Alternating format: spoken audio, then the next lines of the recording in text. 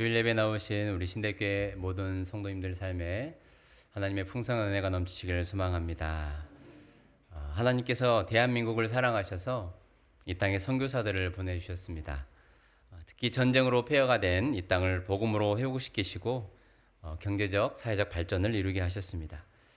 하나님의 선한 손의 도우심과 선교사들의 눈물과 헌신을 통하여서 여러 지역, 여러 마을에 교회가 세워졌습니다. 감사하게도 이 땅에 하나님을 경외하는 성도들이 모여 예배드리는 교회는 참 많습니다. 코로나 이후에 감소가 되긴 했지만 이단 교회를 제외하고 대한민국의 교회들이 한 5만여 교회에 있다라고 통계가 나와 있습니다. 골목마다 이렇게 또 우리가 자주 흔히 볼 수 있는 편의점의 개수와 좀 비슷하다라는 통계도 있습니다. 이런 상황 가운데 한국교회가 앞으로도 계속해서 하나님께서 붙드시고 사용하시는 교회가 되기 위해서 우리는 질문을 해야 합니다. 건강한 교회는 어떻게 세워지는가? 교회는 무엇으로 세우는가? 교회는 사람들이 수고하여 건물을 짓고 하나의 예배당으로 사용할 수 있습니다. 하지만 이 땅의 수많은 교회 가운데 그저 한 자리 차지하고 있는 교회로 남을 것인가?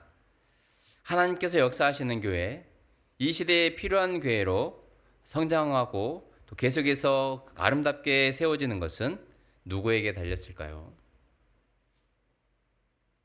오늘 말씀을 통해서 우리가 자세히 나누게 되겠지만 우리에게 달려 있습니다. 매우 위험한 발언일 수도 있지만 말씀을 깊이 묵상하다 보면 결론적으로 말씀을 나눈 이후에 그렇게 동의를 하실 수 있을 것입니다. 먼저 우리가 오늘 본문 말씀 13절과 14절 말씀 함께 읽어보도록 하겠습니다.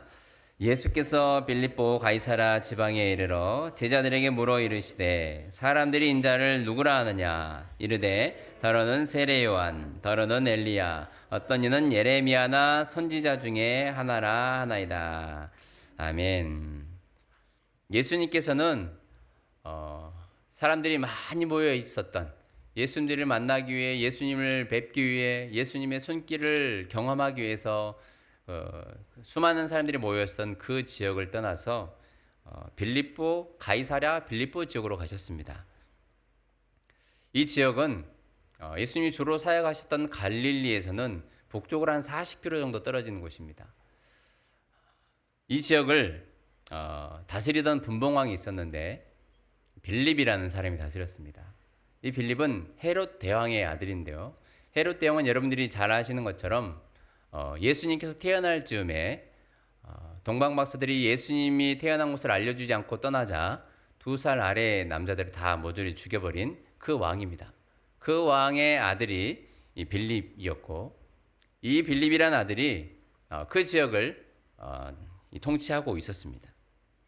그때 로마의 통치를 받고 있었던 땅이었기 때문에 이 모든 지도자들은 로마 황제에게 또 로마인들에게 잘 보여야 했습니다.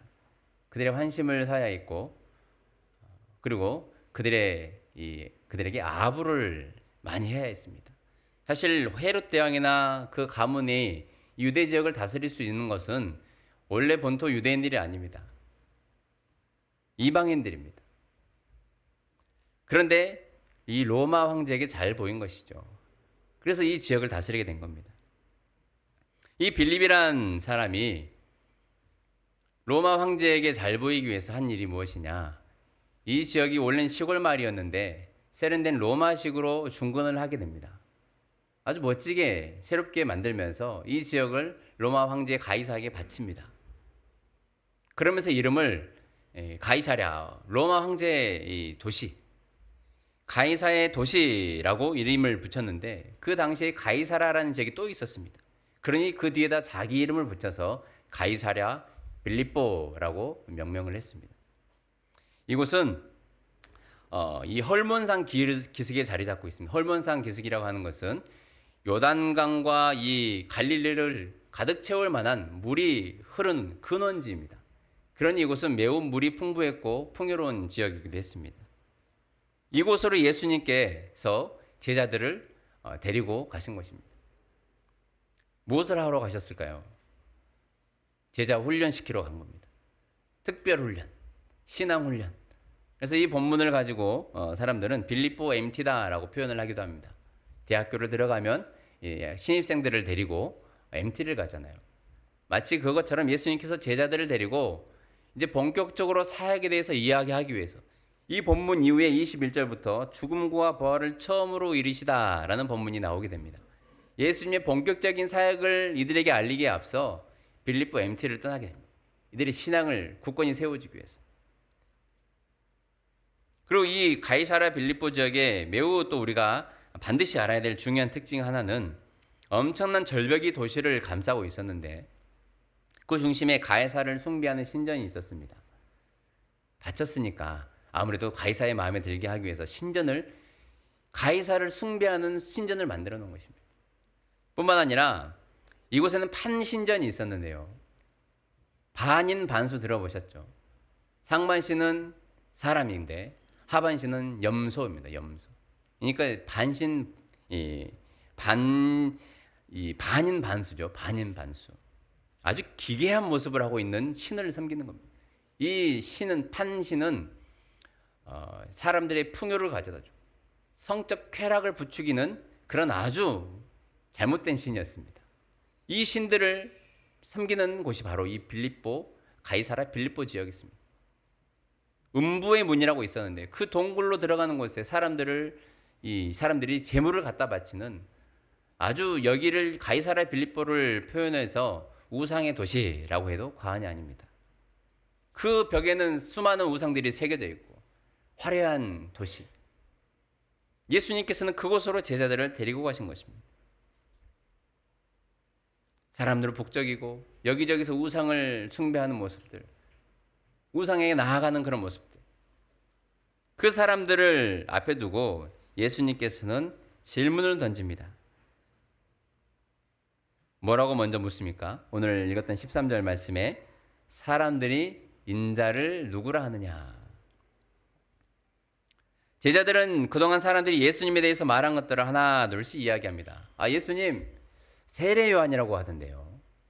세례 요한은 메시아가 오신 길을 앞서서 닦았던 메시아를 위해 준비되었던 한 사람이었습니다. 그리고 사람들에게 무지하게 인정받던 사람입니다.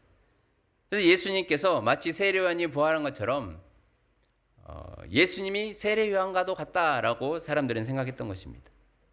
혹은 이스라엘 구약 시대 이스라엘 백성들에게 선지자로서 역할을 했던 엘리야나 또 예레미야처럼 그들을 바른 길로 가르치고 또 때로는 그들을 위해서 눈물 흘려줄 수 있는 그런 선지자 정도로 생각했던 것입니다.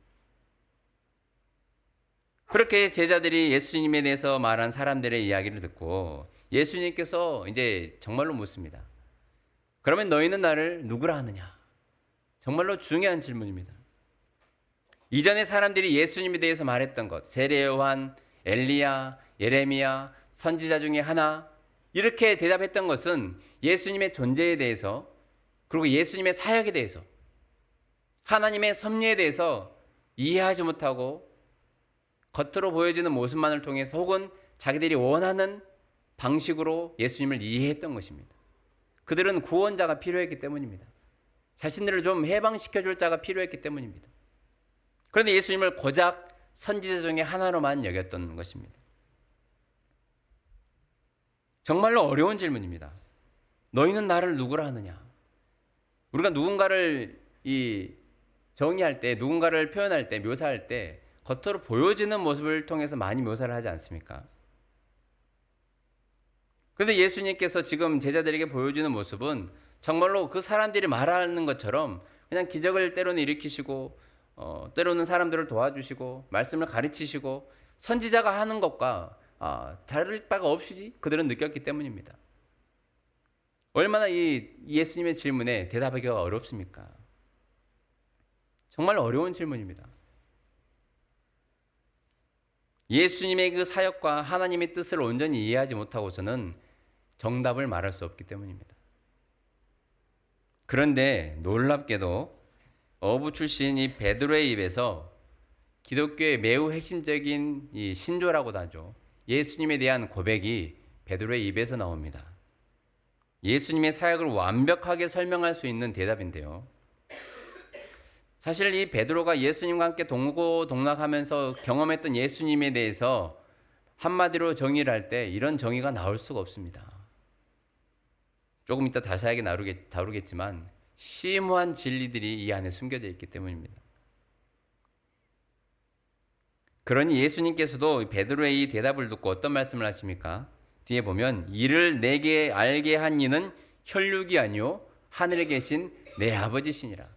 도저히 너의 머리로는 나를 경험한 너로서는 이 사실을 고백할 수 없는데 어떻게 이것을 고백했느냐? 바로 하나님께서 너를 통하여 이것을 알게 하신 것이다 라고 말할 정도로 매우 확실하고 명백한 예수님에 대한 고백을 한 것입니다. 베드로의 고백이 무엇입니까? 우리 16절 말씀 한번 읽어보도록 하겠습니다. 시몬 베드로가 대답하여 이르되 주는 그리스도시요 살아계신 하나님의 아들이시니라. 아멘. 매우 짧지만 확실한 예수님에 대한 고백입니다. 가장 먼저는 주는 그리스도시요라고 말을 하고 있는데요. 이 그리스도는 헬라어입니다. 어떤 뜻을 갖고 있습니까? 기름 부음을 받은 자. 그리스도는 예수님의 인성을 완벽하게 설명을 해주고 있습니다. 기름 부음을 받았다라고 하는 것은 하나님의 종이거든요.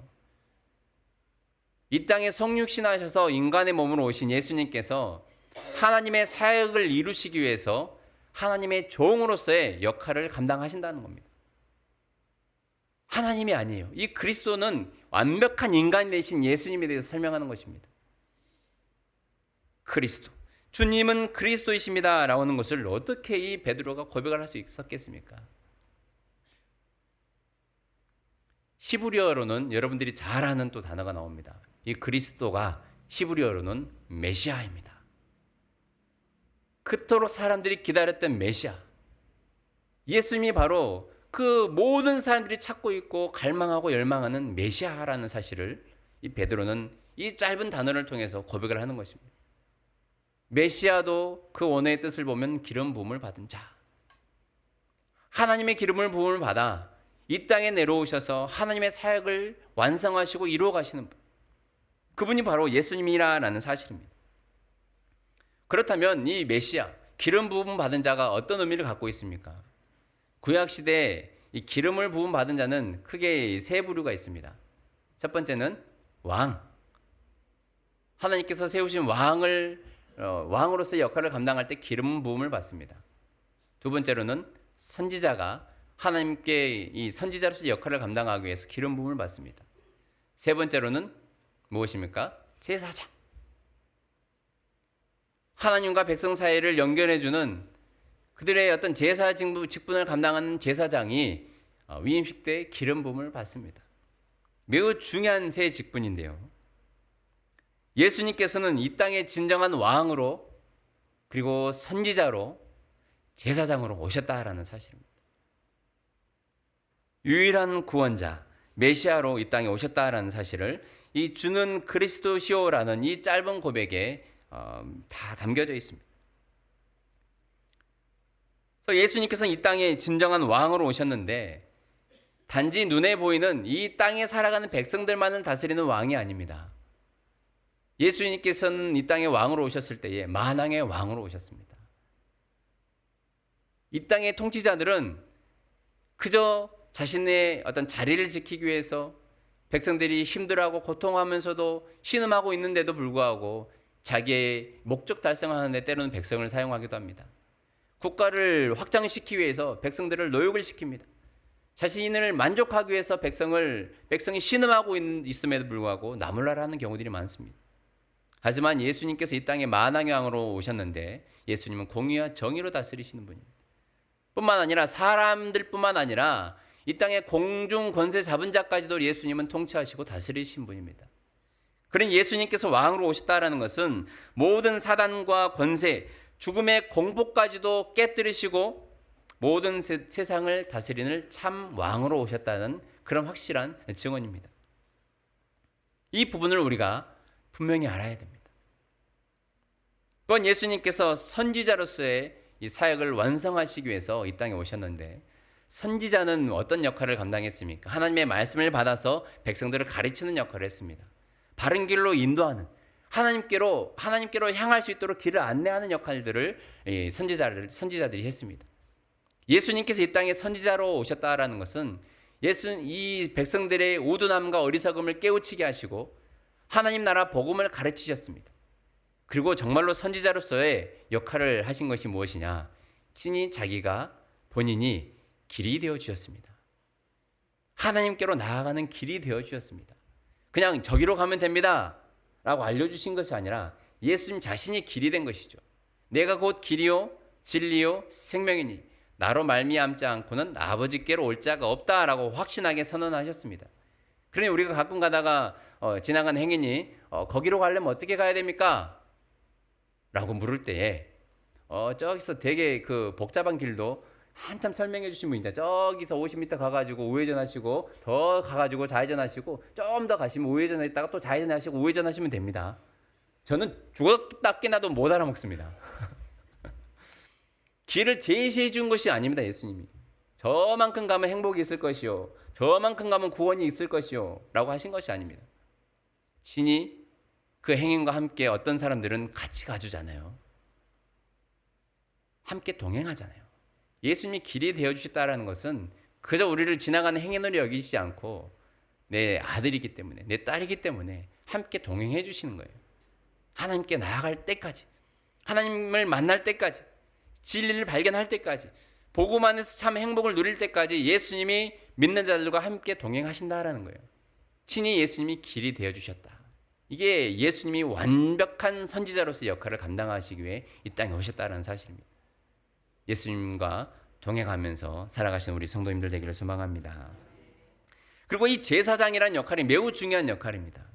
제사장은 아까 어떤 역할을 한다고 했습니까? 백성들의 죄를 가지고서는 하나님께 나아갈 수 없으니 죽을 수밖에 없으니 제사장이 짐승을 잡아서 그 짐승의 피로 말미암아 백성들의 죄 사함을 받을 수 있도록 하나님의 직분자로서 역할을 감당했습니다. 제사장만이 그 일을 감당할 수 있었잖아요. 1년에 한 번 대속죄를 통하여서 대제사장이 이 성소와 지성소에 나아가서 그 이스라엘 공동체 모든 죄를 대속하는 그런 이 대속죄를 지내기도 했습니다. 그만큼 이 제사장이 없으면 죄의 문제를 해결할 수 없었습니다. 짐승이 반드시 피를 흘려야 백성들의 죄가 사함을 받았습니다. 그런데 예수님께서는 이 땅에 참 제사장으로 오셨습니다. 제사장으로서 역할을 감당하는데 이 구약시대 제사장들처럼 짐승을 잡아서 그들의 피를 통하여서 그 짐승의 피를 통하여서 죄 사함을 받게 하는 것이 아니라 친히 예수님께서 대속 제물이 되어 주셨습니다. 친히 십자가에 달리셔서 피를 흘리셨습니다. 단번에 죽으심으로 모든 인류의 죄를 사해 주셨습니다. 그것이 바로 예수님께서 제사장의 역할로서 이 땅에 하신 사역입니다. 다시 한번 복습을 해볼까요? 예수님이 어떤 일을 감당하시기 오셨다요? 첫 번째는 왕으로 오셨습니다. 그리고 선지자로 오셨습니다. 제사장으로 오셨습니다. 그저 잠깐 섬기다가 끝나는 일용직이 아닙니다. 쉽게 말해서 그 일이 끝나면 나물나라 하고 다른 데로 옮기는 그런 분이 아닙니다.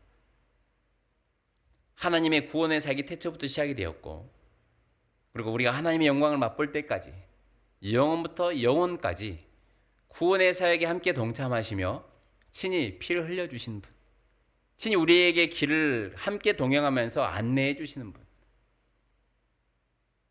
그분이 바로 예수님입니다.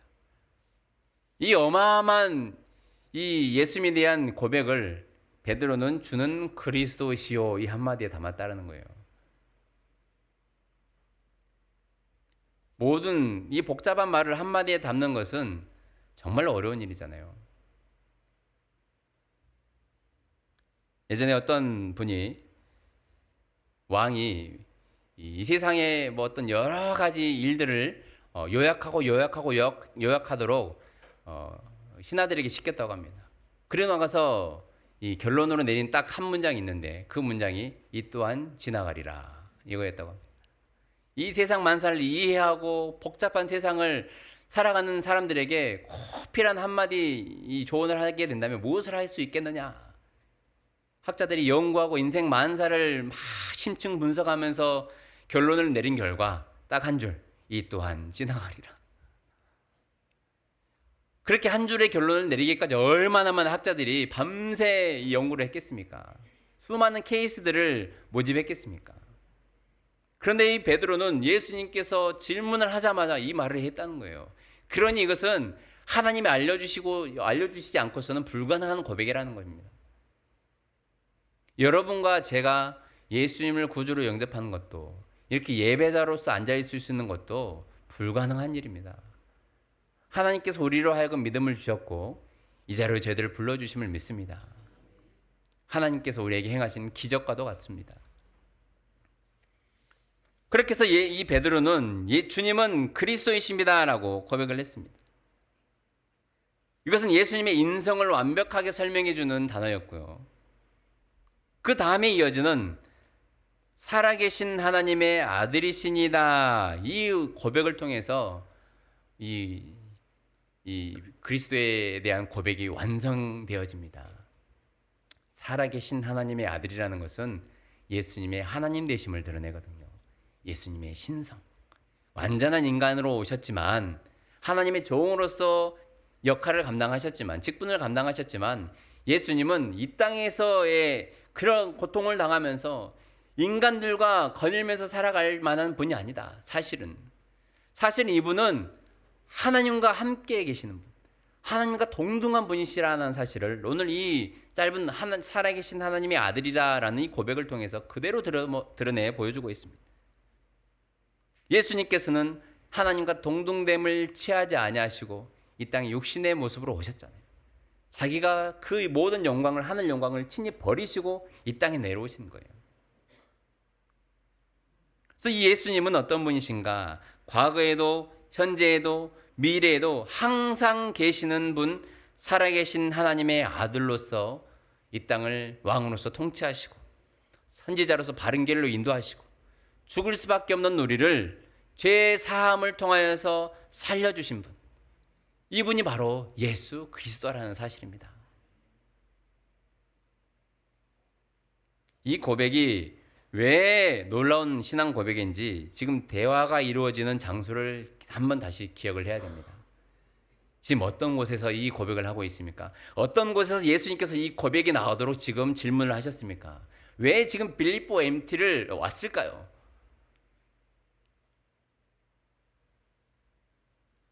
이곳은 세상의 화려함과 우상으로 가득 찬 곳입니다. 가짜돌로 판치는 그 한복판에서 예수님은 진짜를 고백하게 하셨습니다.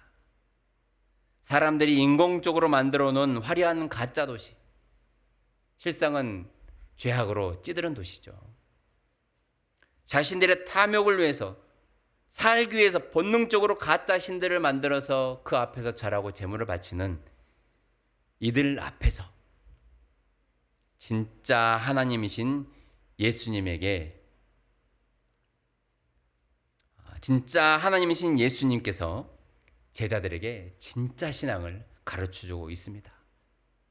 우린 가짜에 현혹되어서는 안 됩니다. 우리가 살아가고 있는, 그리고 우리가 생활하고 있는 우리의 삶의 현장은 여러분들이 눈치채셨겠지만 바로 가이사라 빌립보와 같습니다. 세상에 얼마나 화려한 건물들이 많고 화려하게 성공한 것처럼 보이는 사람들이 많습니까? 자신들의 권력과 그리고 물질을 통하여서 떵떵거리며 살아가는 사람들이 얼마나 많이 있습니까? 그리고 우상이라고 벽에 이들처럼 신전을 세워놓고 벽에다가 우상을 파면서 이들이 숭배하진 않지만, 우리 이 시대를 살아가고 있는 이 믿지 않는 자들이 자신들이 만들어 놓은 우상이 얼마나 많습니까? 자신들이 붙들고 있는 우상이 얼마나 많습니까? 우리는 바로 그 삶의 현장의 한복판에서 우상이 판을 치고, 판 신자니까 그 언어 유희죠.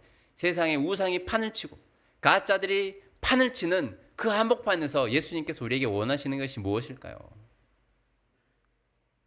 너희는 나를 누구라 하느냐? 이 질문에 대한 답을 우리가 해 나가는 것입니다. 그렇지 않으면 우리가 흔들리게 되어 있습니다. 우리의 마음을 흔들어 버리는 것들이 얼마나 많습니까? 돈이, 권력이, 세상에서 일반적으로 받아들이는 성공적인 그런 모습들이 우리 믿음의 사람들을 흔들어 버리는 경우들이 얼마나 많습니까? 예수님께서 괜히 이 빌립보 지역에 가서 제자들에게 질문을 한 것이 아닙니다. 이 질문을 통해서 진정한 답을 찾아야 이들의 신앙이 바로 세워지기 때문입니다. 그리고 이 이후에 죽음과 부활을, 예수님의 사역을 이야기할 때에 그 사역들을 물론 이해하지는 못하지만 이런 신앙의 고백들을 통하여서 점차 이들이 믿음의 사람으로 예수님의 제자로 성숙되어질 수 있다는 사실입니다. 여러분들은 삶의 자리에서 어떤 고백들을 하고 살아가십니까? 이번 주간 한번 살아가시면서 계속 예수님의 이 질문이 여러분들의 이 마음 가운데 살아서 질문되어지길 소망합니다. 예수님이 계속 여러분들에게 묻는 거예요. 너희는 나를 누구라 하느냐? 바쁜 중에 일을 할 때에도, 사람들을 만날 때에도, 때로는 어떤 상처와 아픔으로 고통스러워할 때도, 잘 나가는 세상 사람을 보면서 그들을 동경하는 그 순간에도 예수님께서 뜬금없이 이런 질문을 우리에게 던져지기를 소망합니다. 너는 나를 누구라 하느냐? 그래야 우리가 정신이 번쩍 들어서 가짜에 현혹되지 않고 가짜로 만들어진 사람들의 어떤 그 성공 스토리에 우리가 마음을 뺏기지 않지 않겠습니까? 너희는 나를 누구라 하느냐? 이 질문에 대답해 베드로처럼 한번 여러분들 대답해 보시겠습니까? 한번 해보겠습니다. 주는 그리스도시요 살아계신 하나님의 아들입니다. 아멘. 주님께서 우리에게 매 순간마다 이런 질문을 던질 때에 이런 믿음의 고백들을 통하여서 여러분 스스로의 정체성을 확인하게 되는 삶의 현장이 되기를 소망합니다. 오늘 말씀의 제목이 무엇입니까? 교회는 무엇으로 세우는가? 건강한 교회는 어떻게 세워지는가? 아까 제가 서두에 말씀을 드렸습니다. 진짜 비계가 이제 여기서 나옵니다. 아까 제가 이단을 제외하고 교회가 몇 개라고 했습니까? 잘 듣고 계셨네요. 네. 사람들은 그렇습니다. 많네, 징하게 많네. 어떤 목사님이 어떤 이 언덕에 올라가서 아래를 바라보는데 십자가가 너무 많다라는 겁니다. 근데 교회 실상은 본이 되지 못하는 그런 어떤 이 기본적인 마음이 있었기 때문에 예수님께 그런 이 하소연을 하면서 질문했다는 거예요. 주님, 교회가 너무 많습니다. 교회가 너무 많습니다. 그럴 때 이 마음속에서 작은 울림이 이렇게 울렸다고 해요. 야, 나이트클럽 많은 것보다는 좋지 않냐? 아주 실질적인 대답이죠. 사람 사기치고 이 사람 괴롭히는 그런 무리들, 그런 그룹들이 들어가 있는 공동체보다, 그런 건물보다 그래도 주님 안에서 하나 되어서 부족하지만 완전하지 않지만 말씀 안에서 살아가고자 하는 그 성도들이 모인 교회가 많다는 것은 대한민국에 있어서는 축복입니다. 그런데 한 자리 차지하고 있는 교회가 아니라 정말로 믿음 안에서 바로 세워져 가는 교회가 있다면 얼마나 더 좋은 일이겠습니까? 아까 우리 교회 숫자와 무슨 숫자가 비슷하다고 했습니까? 오늘 잘 듣고 계십니다. 네. 교회는 편의시설이 아닙니다. 자신들의 취미 생활을 위해서 교회에 나와서도 안 됩니다. 그냥 이런저런 좋은 시설이 있기 때문에 그 교회 가면 이것도 할 수 있고 저것도 할 수 있고 편의점처럼 편의시설을 이용하기 위해서 교회에 나와서는 안 됩니다. 인간의 욕심을 이루는 도구로 전락되어서도 안 됩니다. 오늘 주님께서 뭐라고 하시냐면요. 이 반석 위에, 이 베드로의 고백 위에 내 교회를 세우겠다 말씀하십니다. 교회는 주님의 것입니다. 주님의 뜻대로 움직여야 그 교회가 건강한 교회입니다. 그런데 아까 제가 서두에 우리에게 달렸다라고 하는 중요한 제가 질문을 던졌습니다. 제가 중요한 문장을 말했습니다. 그러면서 제가 조심스럽게 이것이 오해의 소지가 있다라고도 말씀드렸습니다. 교회를 우리가 세운다라고 인간의 노력이 들어갈 수 있는 여지가 있기 때문입니다. 하지만 제가 오늘 말씀을 통해서 우리에게 던지는 이 확실한 메시지는 우리의 노력과 우리의 수고가 아니라 이 믿음의 고백 위에 주님께서 주님의 교회를 세우신다는 겁니다. 우리의 신앙의 고백 위에 아름다운 교회, 이 땅에 꼭 필요한 존재로 교회를 세우시겠다라고 주님께서 말씀하십니다. 신대교회 안에서 신앙생활하면서 또 예배생활하는 우리 모든 성도들 마음 가운데 그리고 입술 가운데 이 베드로의 신앙 고백이 그대로 있어지게 되기를 소망합니다. 교회는 주님께서 세우시지만 믿음의 고백을 드리는 성도 한 사람 한 사람의 진실된 신앙 고백 위에 세워가십니다. 그러니 우리에게 달려있다라는 거예요. 우리가 그 말씀 무시하고 이 은혜를 우리가 외면한 채 우리가 원하는 교회, 우리가 꿈꾸는 교회를 세우고자 한다면 이것은 무늬만 교회고 무늬만 크리스천이 되는 것입니다. 그냥 편의점이 되는 거예요. 내가 편할 때 와서 예배 드리는 것, 그냥 마음이 울적할 때 와서 예배 드리는 것, 그런 편의점으로서 역할을 하면 되겠습니까? 때로는 성도로서의 의무감을 가지고 직분자로서의 예배자로서의 사명자로서의 책임감을 가지고 불가능한 상황 속에서도 와서 예배하고 섬기는 것이 하나님을 온전히 예배하는 사람입니다. 그렇지 않고 내가 필요한 경우에만 와서 예배를 드리는 경우는 편의점에 가는 것과 마찬가지입니다. 진짜 신앙이 아니에요. 이 베드로의 신앙 고백 같은 진정한 고백이 없으면 교회는 건물만 세워져 있고 때로는 대형교회처럼 대형교회에 대한 그런 부정적인 의미가 아니라 그냥 건물만 크고 화려하게 세워져 있는 판신정과 다름이 없습니다. 반드시 고백이 되어져야 합니다. 그렇지 않으면 세상의 행복과 성공을 추구하는 우상을 섬기는 자들과 차이가 없습니다. 이 교회에서 반드시 이루어져야 될 일들은 내가 죄인인 것을 고백하고 나를 살려주시고 영생의 은혜를 주신 예수님의 희생을 감사하며 고백해야 합니다. 사람들은 죄를 지어가는 것을 매우 부담스러워하고 싫어하지만 교회마저도 사람들의 비유를 맞추고 그들이 떠날까봐, 그들이 상처받을까봐 죄의 부분을 건드리지 않으면 우리 교회는 소망이 없습니다. 반드시 하나님께서는 죄를 미워하시고 그 죄에 대한 대가를 갚으시겠다고 말씀하셨기 때문입니다. 때로는 내가 듣기 거북하고 싫어도 내가 죄인임을 고백해야 됩니다. 그리고 나를 죄에서 건져주신 그 하나님의 은혜에 감사해서 예배자로 세워져야 되는 것입니다.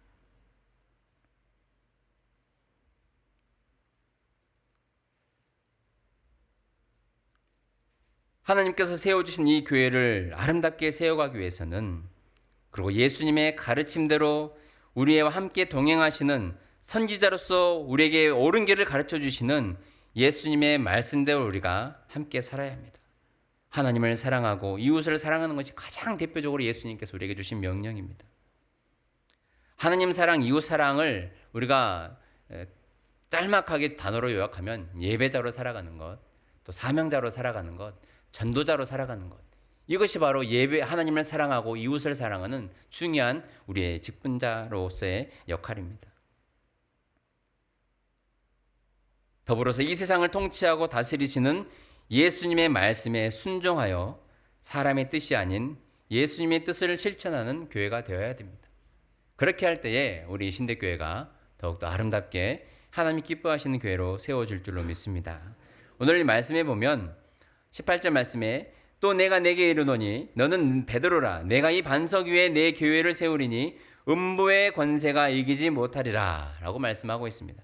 이 믿음의 고백 위에 세워진 교회를 어떤 악한 사단의 세력이 공격하려 할지라도 그 세력들이 이기지 못하도록 예수님께서 막아주시고 함께 해주시겠다라고 약속해 주고 있습니다. 음부의 권세가 이기지 못하리라. 요한일서 5장 18절 말씀에도 하나님께로부터 나신 자가 그를 지키심에 예수님께서 지키심에 악한 자가 그를 만지지도 못하느니라 라고 말씀하고 있습니다. 여러분들에게 이 믿음의 고백이 바로 세워져 있으면 예배자로 살아갈 때에 삶의 자리에서 사명자로 살아갈 때에 결코 악한 영혼들이, 악한 사단들이 우리를 흔들리지 못하도록 지켜주신다는 거예요. 이 믿음이 있어야 합니다. 이 믿음이 있어야 우리 삶이, 우리 교회가, 우리 가정이 흔들리지 않습니다. 오늘 이 말씀을 통하여서 한 사람의 교회로서 우리가 바로 세워지고 하나님께 세우신 이 교회라는 공동체를 하나님이 기뻐하시는 교회의 공동체로 아름답게 세워가는 우리 모든 신대교회 성도들 되기를 간절히 소망합니다. 이번 주간에 계속 예수님께서 말씀하신 것을 들으십시오. 너는 나를 누구라 하느냐? 너는 나를 누구라 하느냐? 이 질문에 올바른 대답을 할 때에 우리 삶이 주님의 은혜로 가득 넘치게 될 줄로 믿습니다. 함께 기도하겠습니다. 살아계신 하나님 감사합니다.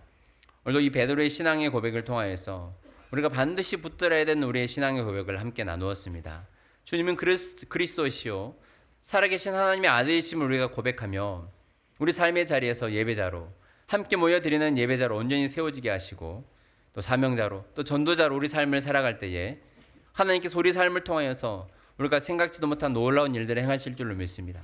그 일들을 통하여서 우리 성도 한 사람 한 사람이 믿음으로 바로 세워지게 됨을 믿습니다. 하나님 역사하여 주옵소서. 감사드리며 예수님의 이름으로 기도합니다. 아멘.